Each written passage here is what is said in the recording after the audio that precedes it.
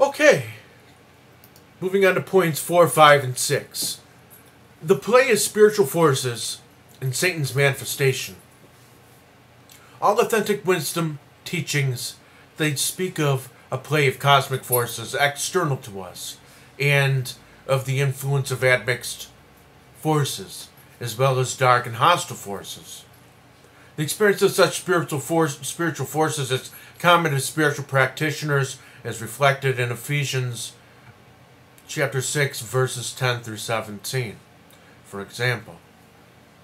Now, certainly there can be manifestations of Satan as an opponent or an obstacle to self-realization.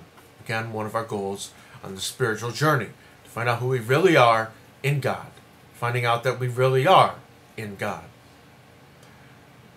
Obstacles to the light and good and angelic, animal or human forms.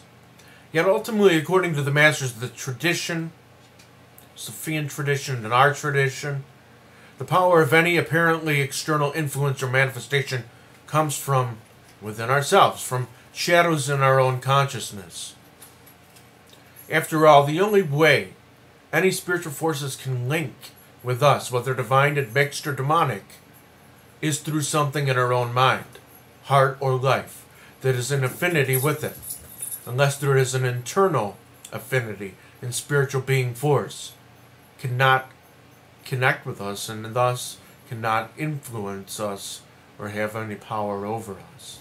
Point number 5, light transmission, fire anointings, higher state of consciousness, and dispelling shadow or negativity within. Now, here we may share another point that's important to understanding Sophian and our Pentecostal dualistic or non-dualistic traditions, dialogues on the Demiurge and Archons and Satan.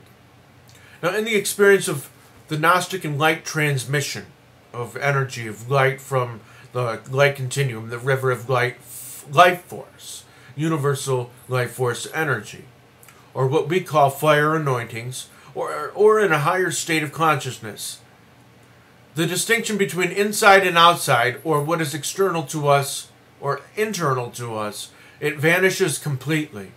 This, ultimately speaking, is the debate of the internal versus external nature of spiritual beings, forces, and it becomes a non-issue. In terms of the mastery of spiritual forces through gnosis of Yeshua Messiah, the real issue is the mastery of our own mind, heart, and life, hence actively living according to the truth and light revealed to us.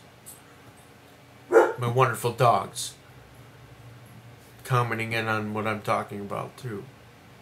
So in any case, if one dispels the shadows or negativity within oneself, one will have nothing to worry about in terms of psychic attacks or the proposition of admixed and dark energies or forces.